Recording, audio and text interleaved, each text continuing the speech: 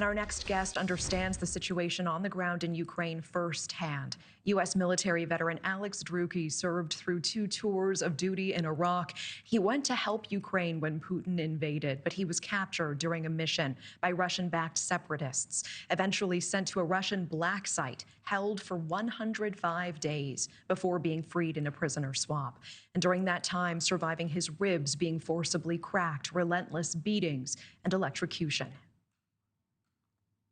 Constant beatings. They broke 4 of my ribs. They broke my jaw. They electrocuted me with a car battery enough that I have a heart condition now. I've got permanent nerve damage in my hand from the bindings. You know, a whole lot of bad treatment. They've got a long road of healing ahead. I can say that much. Yeah, I want to hear more about that. And very quickly, as you were undergoing what it sounds like absolute abject abuse and torture, as you were being electrocuted, what kept you mentally strong? What was going through your mind to give you the fortitude to keep going through that? I'm stubborn.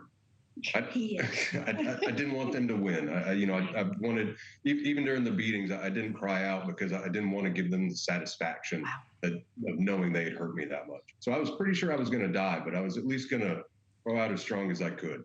Yeah, that stayed with me. He didn't cry out because he didn't want to give them the satisfaction. And Alex Drueke joining us again tonight. You saw him a moment ago sitting next to his mom, Bunny, there. Alex, what a pleasure to see you again. Thank you for joining us. Great to see you, Natasha. You retired from the U.S. Army after 12 years, 2 tours of duty in Iraq, and you fought right alongside the Ukrainians. And I remember you telling me about those 8 hours running through the woods on that mission, dodging the active drones, dodging the landmines. What can you tell us about the ferocity of the Ukrainian fighters even more than 1,200 days into this war? I mean, they're absolutely incredible. I noticed that when I first hit the ground and started working with them, young and old, fit and unfit, military experience, no military experience. So many of them were ready to fight for their country because this is existential for them. And I mean, that comes into a lot of the reasons why they're not willing to cede territory in these peace talks that may be coming up. But, you know, they are still 1,200 days later, they're still fighting very strong, as strong as they can, with limited resources to hopefully push the aggressors out of their country. The White House now saying it is considering inviting Zelensky to this face-to-face. Do you believe he needs to be there to get a peace deal done? President Zelensky needs to definitely be involved. A representative of Ukraine has to be involved because why would you not involve one of the parties who's definitely, you know, interested in this? The issue we have is Putin does not recognize Zelensky as the legitimate leader of Ukraine, which is ridiculous. He is, and he has refused to meet with President Zelensky. So, you know, I'm interested to see what will happen if the invite is sent and Zelensky does agree to go. But Ukraine definitely has to be involved.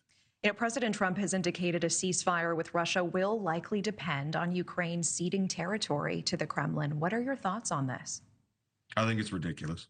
You know, as Robert pointed out, the swap of any territory, if it were to occur, is still, it's all territory that belongs to Ukraine. It is within their internationally recognized borders. It is sovereign Ukrainian territory. And Putin is not only wanting the areas he's managed to occupy, he only partially controls 4 oblasts, four large kind of like counties. But he's demanding that even though he doesn't control them fully, all of those oblasts are given to him as part of this swap. And you know, I mean, that's illegal. It's immoral. It's terrible. And so, no, I don't think Ukraine should have to give up any of their territory. Do you think Putin will actually abide by an agreement? And what do you believe his ultimate goal still is at this point? Of course not. He's broken scores and scores and scores of peace deals and ceasefires and everything with Ukraine and other nations. He absolutely cannot be trusted. And so regardless of what comes out of these talks, whether President Zelensky is involved or not, I wouldn't trust Putin to actually stop. He's just going to, you know, rearm, regroup, rebuild his army, and then come back for another attack. Do you think it is important for Trump not to get distracted by potential demands Putin may put on the table, like calling for an election, for example, in Ukraine, in order to even have a conversation about a ceasefire? Does Trump need to push for a ceasefire specifically without ceding to these extraneous demands? In my honest opinion, now is not the time for any kind of ceasefire deal because Putin is not ready to accept any terms that are in any way outside of his completely maximalist demands. He wants all of Ukraine. He wants a pro-Kremlin government. He wants the Ukrainian language destroyed. He wants Ukraine wiped off the face of the map, and he will keep going to achieve those goals. Whether we have a 3-day ceasefire, a 30-day ceasefire, a 1-year ceasefire, he's going to come back and do it. I'll never forget what you told me about actually surviving torture, being sent to that Russian black site. Is there one moment in particular for you that you still can't get out of your head? There's a lot, honestly. I mean, it's almost 3 years now since I got released, and there's still a lot that I deal with. I mean, yeah, the torture is a big part of it, but there's also all the funny moments, the hilarious moments, because some of it was so ridiculous, it was so weird. You had to laugh to keep your sanity about you. So yeah, I mean, there's a lot. Yeah, what was one unexpectedly funny moment to come out of that? I mean, a lot of it happened when I guess it was roughly a month and a half into the whole experience. My fellow POW, Andy, my fellow American POW, we got reunited in an isolation prison. And so we were together 24/7.